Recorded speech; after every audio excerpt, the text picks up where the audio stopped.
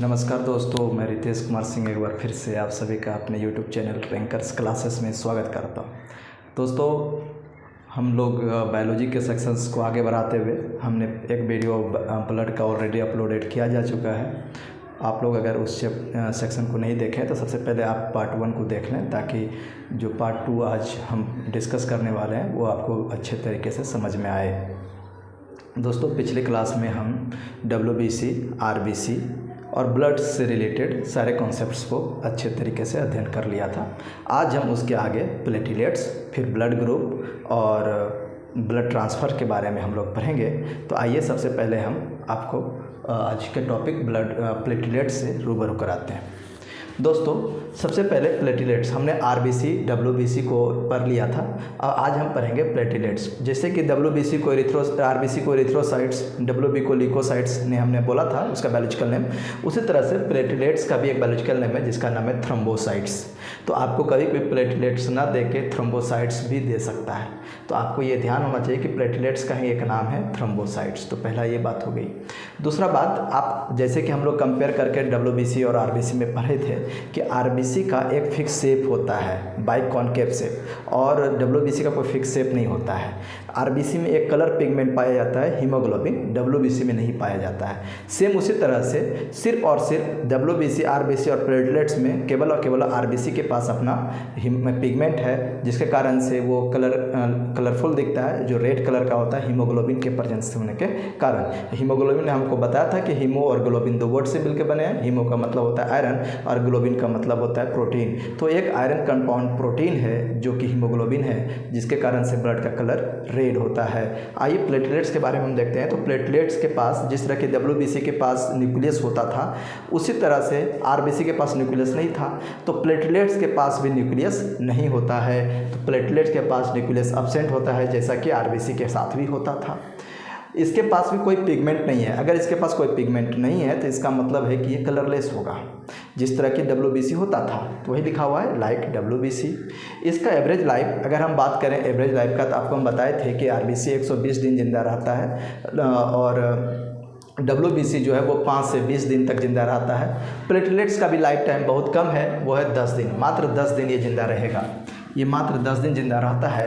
Formation, तो जैसे कि हम लोग जानते थे कि फॉर्मेशन WBC, RBC चाहे प्लेटलेट्स, सबका फॉर्मेशन अप्रॉक्स कहाँ पर होता था? बोन मेरो में। तो इसका भी फॉर्मेशन बोन मेरो में ही होगा, इसका भी फॉर्मेशन बोन मेरो में होगा।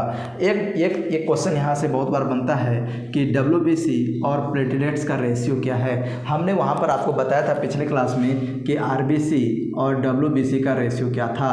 तो RBC अगर 600 है तो WBC 1 था। तो ये चीज़ आप वहाँ पर देखे थे। तो यहाँ पर अगर WBC और प्लेटलेट्स का रेशियो देखें तो प्लेटलेट्स का रेशियो 1:4। अगर तीनों को एक साथ लिख दें, RBC, WBC और प्लेटलेट्स, तो ये रेशियो कुछ इस तरह से हो जाएगा, 600 पे पावर 1 और 1 से 1 और 44 ये है। तो आप इसको ध्यान रखेंगे, कभी भी आपसे पूछ लिया जाएगा कि WBC और प्लेटलेट्स का रेशियो क्या है, तो आपको 1:44 लगाना है। मेन फंक्शन क्या है? प्लेटलेट्स हर एक चीज़ का एक एक फंक्शन होता था। RBC का फंक्शन होता था, चूँकि वो उसमें हीमोग्लोबिन है तो वो क्या करता था? ऑक्सीजन को सप्लाई करता था पूरे सेल्स तक। WBC का क्या काम होता था? तो WBC हमारे बॉडी को वायरस इन्फेक्शन से होने वाली बीमारियों से बचाता था। उसी तरह से प्लेटलेट्स का भी एक कुछ प्रमुख काम होगा, जिसके कारण से कि इसको हम लोग पढ़ रहे हैं। तो प्लेटलेट्स का एक प्रमुख काम है ब्लड को क्लॉट कराना। क्लॉट का मतलब होता है थक्का जमाना। तो ब्लड जब भी हमारा कोई पार्ट इंजर्ड हो जाता है या फिर कहीं एक्सीडेंट हो जाता है या कट जाता है नॉर्मली घर में, तो आप देखते हैं कि ब्लड जो है निकलने लगता है, और वो कुछ दिन के कुछ मिनट के बाद या कुछ सेकंड के बाद, 20, 25 या 30 सेकंड के बाद या 1 मिनट के बाद वो क्या होता है? रुक जाता है। तो वो जो रुक गया ऑटोमेटिक अपने मन से जो रुक गया, वो किस एक मैकेनिज्म के बारे में होता है, क्लॉटिंग मैकेनिज्म। उसके बारे में हम जस्ट इसके बाद एक वीडियो अपलोड करेंगे जिसमें कि हम ब्लड क्लॉटिंग मैकेनिज्म के बारे में डिस्कस करेंगे। तो बस आप यहाँ पर ये समझिए कि ब्लड का थक्का जम जाना, उसको थक्का जमाने के लिए प्लेटलेट्स बहुत हेल्पफुल होता है। क्योंकि अगर ब्लड कहीं कट गया और ब्लड बहते चला गया तो हमारे बॉडी से ब्लड का लॉस हो जाएगा और हमारी मृत्यु हो जाएगी। तो इसके लिए ये बहुत ही इंपॉर्टेंट रोल अदा करता है ब्लड को क्लॉटिंग करके। तो इसका आप एक याद रखेंगे, ब्लड क्लॉटिंग में इसका प्रमुख योगदान है। नॉर्मल रेंज का बात करें कि एक अगर स्वस्थ आदमी के बॉडी में प्लेटलेट्स की संख्या कितनी होगी, तो प्लेटलेट का संख्या 2.5 लाख से 4 लाख के बीच का रेंज करेगा। ये रेंज कभी कभी वायरल फीवर या फिर मान लीजिए अगर आपको डेंगू हो जाता है, डेंगू जैसे बीमारी अगर आपसे ग्रसित हो जाते हैं तो उस केस में आपका प्लेटलेट्स का लेवल बहुत डाउन हो जाएगा, 70,000 80,000 के लेवल में आ जाएगा। तो आपको समझ जाना चाहिए कि हमको डेंगू का फीवर है, क्योंकि इस तरह की बीमारी में प्लेटलेट्स क्या होता है नॉर्मली रेंज से घट जाते हैं। तो वही लिखा हुआ है कि प्लेटलेट्स का जो है डेंगू फीवर में या फिर और कोई क्रोनिक बीमारी, क्रोनिक का मतलब होता है लंबे समय तक चले आ रहे बीमारी के केस में आपका प्लेटलेट्स जो है आपके बॉडी में घटा हुआ दिखाई देगा। अब आइए हम लोग बात करते हैं ब्लड ग्रुप का। तो हम लोग जानते हैं कि हमारे बॉडी में 4 ब्लड ग्रुप हैं। कौन कौन से ब्लड ग्रुप हैं? तो हमारे ग्रुप में A B and O 4 blood group है हमारे पास, ए बी एंड ओ, ये 4 ब्लड ग्रुप है हमारे यहाँ। तो हमारे बॉडी में ये 4 ग्रुप, हमारे जितने भी हम लोग पर्सन हैं, जितने भी ह्यूमन बींग्स हैं, उसमें यही मुख्यतः 4 ब्लड ग्रुप पाए जाते हैं। अब इस 4 ब्लड ग्रुप का सबसे पहले इन्वेंशन कौन किया? ये क्वेश्चंस बार बार पूछे जाते हैं कि ब्लड ग्रुप का खोज किसने किया? तो इसका आंसर होगा कार्ल लैंडस्टीनर। कार्ल लैंडस्टीनर ने 1900 ईस्वी में इसका ब्लड ग्रुप का खोज किया था। उसके बाद आइए कि अच्छा इसमें एक आपको वर्ड आएगा एंटीजन। अब देखिए एंटीजन को हम लोग कभी कभी देखते हैं कि जो फॉरेन मटेरियल्स हमारे बॉडी में आता है उसको भी हम लोग एंटीजन ही कहते हैं। मतलब कि बाहर से मान लीजिए कि बैक्टीरिया या वायरस हमारे बॉडी में इंटर किया तो उसको भी हम लोग बायोलॉजी के शब्द में एंटीजन कहते हैं। लेकिन यहाँ पर एंटीजन जो हम अभी बोल रहे हैं ये एंटीजन वो एंटीजन नहीं है, ये आरबीसी के ऊपर पाया जाने वाला एक तरह का प्रोटीन होता है और उसी को हम लोग एंटीजन कहते हैं। तो एक चीज़ आपको ये भी ध्यान होना चाहिए कि एंटीजन अगर सबसे पूछे कि ब्लड में एंटीजन कहाँ पाया जाता है तो आपका आंसर होना चाहिए आरबीसी के ऊपर। तो आरबीसी के ऊपर एंटीजन पाया जाता है। तो ये एक प्रकार का प्रोटीन है, ये एक प्रकार का और कुछ नहीं है, एक प्रकार का क्या है प्रोटीन है जो कि आरबीसी के ऊपर पाया जाता है, जिसको कि हम लोग एंटीजन कहते हैं। अब अगर हम बात करें कि यूनिवर्सल डोनर कौन सा है, हमारे चारों ब्लड ग्रुप में से कौन सा ऐसा ब्लड ग्रुप है जो किसी को भी अपना ब्लड दे सकता है, तो वो ब्लड ग्रुप है ओ। अगर आपको RH फैक्टर के साथ पूछ दिया जाए, अगर ऑप्शन में अगर ए बी एंड ओ रहे तो आपको ओ लगा देना है। लेकिन अगर आपको O+ पॉजिटिव और O नेगेटिव के रिस्पेक्ट में अगर आपसे बात करें तो आपको लगाना है O नेगेटिव। O नेगेटिव एक ऐसा ब्लड ग्रुप है जो कि किसी को भी अपना ब्लड दे सकता है। और यूनिवर्सल एक्सेप्टर मतलब जो कि अपना ब्लड ले सकता है, किसी से भी ले लेगा, चाहे ए आए चाहे बी आए चाहे AB आए चाहे O आए, किसी से भी ब्लड लेने का कैपेसिटी रखता है, वो है हमारा AB पॉजिटिव। अब आप बोलेंगे कि ये पॉजिटिव नेगेटिव कुछ नहीं है, पॉजिटिव नेगेटिव RH फैक्टर है। RH फैक्टर का भी इन्वेंशन कार्ल लैंडस्टीनर ने ही किया था। RH फैक्टर एक तरह का एंटीजन है जो कि सबसे पहले रिसस मंकी, याद रखिएगा ये नाम है, ये मंकी है, रिसस मंकी मतलब रिसस बंदर। रिसस बंदर के बॉडी में सबसे पहले ये एंटीजन पाया गया था और वही एंटीजन अगर हमारे बॉडी में भी मिलता है तो हम लोग RH पॉजिटिव हो जाते हैं, और अगर नहीं पाया जाता जिसके ब्लड में तो वो RH नेगेटिव है। तो ये सिंपल सी बात है, इसमें कुछ प्रॉब्लम नहीं है। लेकिन एक चीज़ याद रखिएगा कि सबसे पहले पूछा है कि RH फैक्टर किस मंकी में पाया गया, कहाँ से लाया गया, तो रिसस मंकी में। किसने इन्वेंट किया, तो कार्ल लैंडस्टीनर ने इन्वेंट किया। जिसके ब्लड ग्रुप में इस एंटीजन का पाया जाता है, जिसके ब्लड ग्रुप में ये रिसस मंकी वाला एंटीजन है वो RH पॉजिटिव हो जाएगा, और जिस ब्लड ग्रुप के पास ये एंटीजन नहीं पाया जाएगा वो RH नेगेटिव हो जाएगा। आइए हम आपको बताते हैं चार्ट के माध्यम से कि किन किन ब्लड ग्रुप के पास कौन कौन सा एंटीजन है और कौन कौन सा एंटीबॉडी है। क्यों ना सारा ब्लड ग्रुप एक दूसरे को दे सकता है, क्यों AB को ब्लड ग्रुप नहीं देता, क्यों B जो है AB को ब्लड O को ब्लड नहीं दे सकता, आखिर इसके पीछे क्या रीज़न है। हम किसी का भी ब्लड किसी को क्यों नहीं चढ़ा सकते, उसके पीछे क्या रीज़न है, क्यों आदमी इसके एक प्रॉब्लम हो जाती है, हो सकता है कोएगुलेशन हो जाता है, जम जाता है थक्का, जिसके कारण से आदमी की मौत भी हो सकती है। तो आइए हम उसके विषय में बात करते हैं, आप इसका स्क्रीनशॉट ले सकते हैं।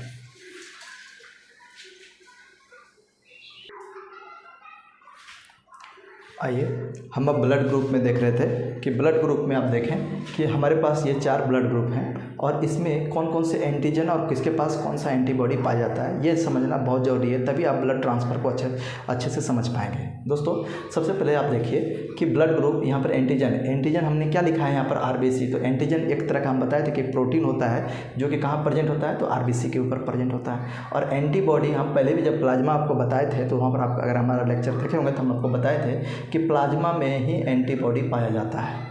तो प्लाज्मा में क्या पाया जाता है, एंटीबॉडी पाया जाता है। तो जब A ब्लड ग्रुप का है, अगर किसी का ब्लड ग्रुप A है तो उसके पास A एंटीजन होगा और B एंटीबॉडी होगा। उल्टा एंटीबॉडी इसका जस्ट उल्टा होगा। ए अगर है तो इसके पास एंटी बी होगा, बी है तो एंटी ए होगा। तो एंटीबॉडी ऑलवेज ब्लड ग्रुप से उल्टा होता है। तो इसका अगर ए ब्लड ग्रुप है तो उसके पास सेम एंटीजन रहेगा, अगर ए है तो ए एंटीजन रहेगा लेकिन उल्टा एंटीबॉडी रहेगा। बी है तो सेम एंटीजन होगा लेकिन उल्टा एंटीबॉडी होगा, तो क्या एंटी ए लिखा हुआ। ए बी के पास दोनों एंटीजन पाए जाते हैं, antigen A and antigen B, लेकिन इसके पास कोई भी एंटीबॉडी नहीं पाया जाता है। ओ के पास कोई भी एंटीजन नहीं पाया जाता है और इसके पास दोनों के दोनों एंटीबॉडी पाए जाते हैं। अगर आप इसको देखे होंगे तो आप यहाँ इसको ज़रा सा गौर कीजिए, ये यूनिवर्सल डोनर था और यूनिवर्सल एक्सेप्टर था। ये यूनिवर्सल डोनर क्यों है? क्योंकि इसके पास कोई भी एंटीजन नहीं है। और ये यूनिवर्सल डोनर क्यों है, यूनिवर्सल एक्सेप्टर क्यों है, किसी से ब्लड क्यों ले सकता है? क्योंकि इसके पास कोई भी एंटीबॉडी नहीं है। अब हम आपको एक एग्जाम्पल के माध्यम से आपको हम समझाते हैं कि क्या होगा अगर ए वाला ब्लड ग्रुप बी वाले पेशेंट को दे देगा। तो मान लीजिए यहाँ पर एक आदमी है जिसका कि ब्लड ग्रुप ए है और एक आदमी है जो कि पेशेंट है और उसका ब्लड ग्रुप बी है, इसका ब्लड ग्रुप बी है। अगर किसी ने बिना गलती से दोनों का ब्लड ग्रुप बिना चेक किए हुए अगर इसका ब्लड ग्रुप इसको दे दिया जाए, मतलब इसका ब्लड इसको चढ़ा दिया जाए, तो क्या होगा? देखिए, ए के पास अगर इसके पास ए ब्लड ग्रुप है तो इसके पास एंटीजन कौन सा होगा? देखिए, इसके पास एंटीजन कौन सा होगा? तो ए एंटीजन होगा। इसके पास एंटीजन होगा ए और इसके पास एंटीबॉडी क्या होगा? एंटीबॉडी होगा बी, है ना। एंटीबॉडी इसके पास कौन सा होगा? बी। अच्छा, बी ब्लड ग्रुप है, बी ब्लड ग्रुप है तो इसके पास एंटीजन कौन सा होगा? इसके पास एंटीजन होगा बी और इसके पास एंटीबॉडी कौन सा होगा? इसके पास एंटीबॉडी होगा ए। अब आप ये ब्लड को दे दिए इसको। अब यहाँ आप देख रहे हैं ना, एंटी नहीं समझते हैं कि वो मेरा एंटी है, एंटी मतलब दुश्मन। तो देखिए ये बी का दुश्मन है, मतलब बी एंटीजन का ये दुश्मन है। जब ये और ये आपस में मिलेगा तो क्या करेगा? एक दूसरे में रिएक्शन करेगा, एक दूसरे के साथ रिएक्ट करके उसको थक्का जमा देगा, मतलब ब्लड नहीं रहने देगा, उसका केमिकल कंपोजिशन को चेंज कर देगा और उसको एग्यूलेटेशन हम लोग कहते हैं, मतलब clamping of cells is called agglutination. Clamping हो जाएगा, क्लैंपिंग कर देगा, मतलब एक तरह का थक्का जमा देगा, जिसके कारण से वो ब्लड आपका ब्लड रहा है नहीं बॉडी में, पूरा बॉडी में थक्का आप उसके कारण से डेथ भी हो सकता है। इसीलिए बिना जब भी ब्लड ट्रांसफ़र किया जाता है या ब्लड ट्रांसफ्यूज़न किया जाता है तो सबसे पहले ब्लड टेस्ट किया जाता है, तभी किसी पेशेंट के कोई ब्लड दिया जाता है। ऐसे किसी का भी ब्लड किसी को हम नहीं चढ़ाते। इसीलिए जब भी आप देखते हैं कि ड्राइविंग लाइसेंस बनता है या कोई भी चीज़ और भी, जैसे कि आजकल तो स्कूल आइडेंटिटी कार्ड में भी ब्लड ग्रुप कंपलसरी है। क्यों? क्योंकि वहाँ पर अगर आपका ब्लड ग्रुप पहले से ऑलरेडी डिफाइंड है, एक्सीडेंट अगर हो गया मान लीजिए रोड पे, तो आपका ड्राइविंग लाइसेंस आपके पास है तो वहाँ से वो पता कर लेगा कि आपके ब्लड ग्रुप कौन है। तो वहाँ एट रेंडम उतना टाइम नहीं रहता है ब्लड ग्रुप चेक करने का, तो वहाँ पर एक ब्लड ग्रुप वाले आपको तुरंत ब्लड दे के आपका जान को बचाया जा सकता है। अब देखिए क्या होगा, जब ये ब्लड ग्रुप इसमें चला गया तो ये सारा चीज़ उठ के इसके पास चला गया।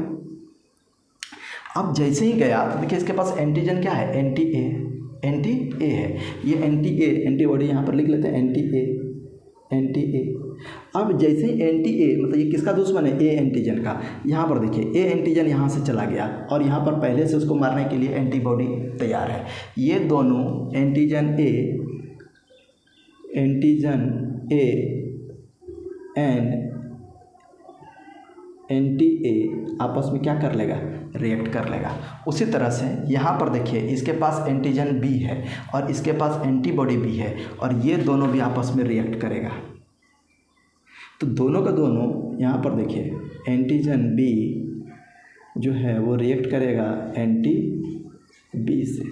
मतलब अगर इसका पेशेंट का अगर आप ब्लड चढ़ाए तो ये एंटीजन इस एंटीबॉडी के साथ रिएक्ट करेगा और ये एंटीजन इस एंटीबॉडी के साथ रिएक्ट करेगा और क्या कर देगा? क्लम्पिंग ऑफ ब्लड, मतलब थक्का जमा देगा। इसीलिए किसी को ब्लड नहीं ट्रांसफ़र करते हैं। अब आप बोलिएगा कि सर ओ को अगर हम ट्रांसफ़र करें, तो देखिए ओ को भी अगर आप ट्रांसफ़र करेंगे तो सर्टेन अमाउंट में कुछ ना कुछ क्लैंपिंग होता है, कुछ ना कुछ रिएक्शंस वहाँ भी आपका एंटीबॉडी और एंटीबॉडी में होगा, लेकिन वो उतना ज़्यादा नहीं होता है जितना कि यहाँ पर हो रहा है। यहाँ पर इसका ये सब आपस में रिएक्ट कर रहे हैं, वहाँ पर ऐसा नहीं होता है। क्यों? क्योंकि ओ के पास देखिए एंटीजन नहीं है और ए बी के पास क्या है? एंटीबॉडी नहीं है। इसीलिए ये दोनों जो है, एक यूनिवर्सल डोनर है तो एक यूनिवर्सल एक्सेप्टर है। तो उम्मीद करते हैं कि आप समझ गए होंगे मैकेनिज्म कि क्यों नहीं हम किसी का ब्लड किसी को चढ़ा सकते हैं। क्या रीज़न है कि क्यों नहीं हम ए को बी का चढ़ा दिए, बी को ए बी का चढ़ा दिए, किसी को भी हम किसी का ब्लड नहीं चढ़ा सकते। उसके पीछे रीज़न एंटीबॉडी और एंटीजन का रिएक्शन होता है।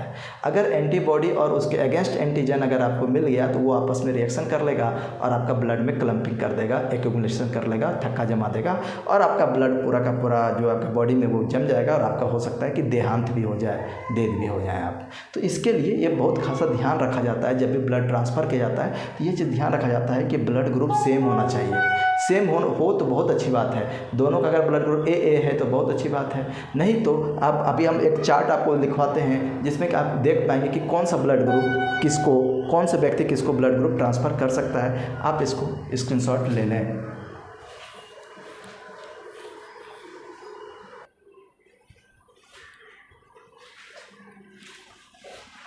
आइए दोस्तों, हम लोग यहाँ देखते हैं। देखिए यहाँ पर हमने लिखा है ब्लड ग्रुप और यहाँ पर लिखा है can receive from and can donate. Can receive का मतलब कौन, अगर ए ब्लड ग्रुप का आदमी है तो वो किन किन ब्लड ग्रुप के आदमी से अपना ब्लड ले सकता है और ये आदमी किस किस को ब्लड दे सकता है, वो इस चार्ट में लिखा गया है।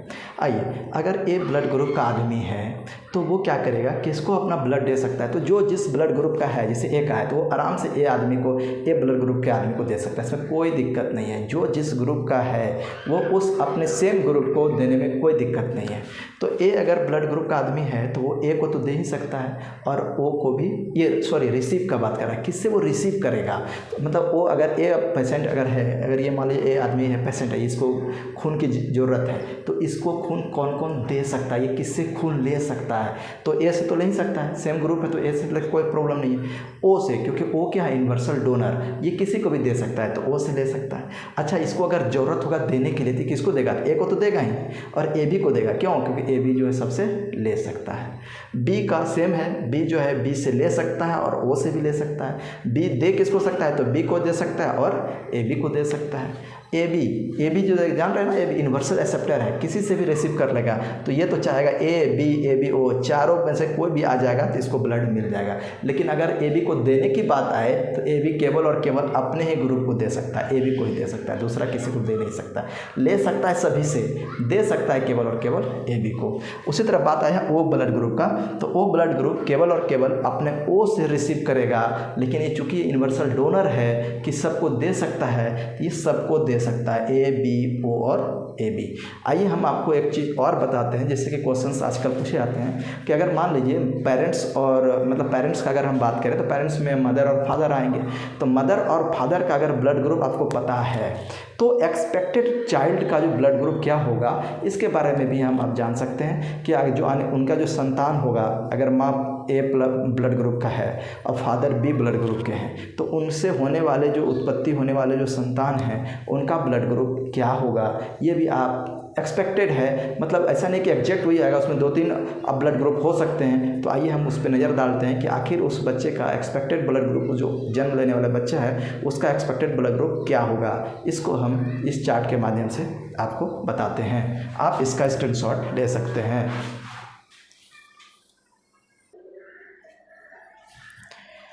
आइए दोस्तों, हम लोग यहाँ पर देखते हैं कि अगर मान लीजिए कि हमको बताए कि पेरेंट्स के विषय में बात कर रहे थे कि पेरेंट्स और बच्चे के ब्लड ग्रुप का बात कर रहे थे। तो आप यहाँ पर देखें कि अगर मान लीजिए कि ये माँ है और ये फादर है, तो अगर माँ का ब्लड ग्रुप ए है और फादर का ब्लड ग्रुप बी है तो जो उनसे उत्पत्ति होने वाले बच्चे हैं उनमें कौन कौन सा ब्लड ग्रुप होने की संभावना है, इस विषय में हम इस टॉपिक पे बात कर रहे हैं। देखिए, अगर हम देखते हैं, अगर माँ का ब्लड ग्रुप ए है और फादर का ब्लड ग्रुप बी है तो जो बच्चा जो जन्म लेगा उसका ब्लड ग्रुप या तो ए हो सकता है या बी हो सकता है या ए बी हो सकता है, या मतलब चारों के चारों पॉसिबिलिटीज़ हैं। अगर ए है और मदर का अगर ए है और फादर का अगर ओ है तो या तो पॉसिबिलिटी वही होगा ए और ओ जो सेम लिखा हुआ है, देखिए ए और ओ। बी और अगर ओ है तो बी और ओ, ए बी और अगर ओ है। आप एक चीज़ ध्यान रखिए, आप बोलिए कि सर इसको याद कैसे करेंगे। आप एक चीज़ ध्यान रखिए, ए बी और ओ दोनों को आप समझिए कि एक दूसरे का दुश्मन है।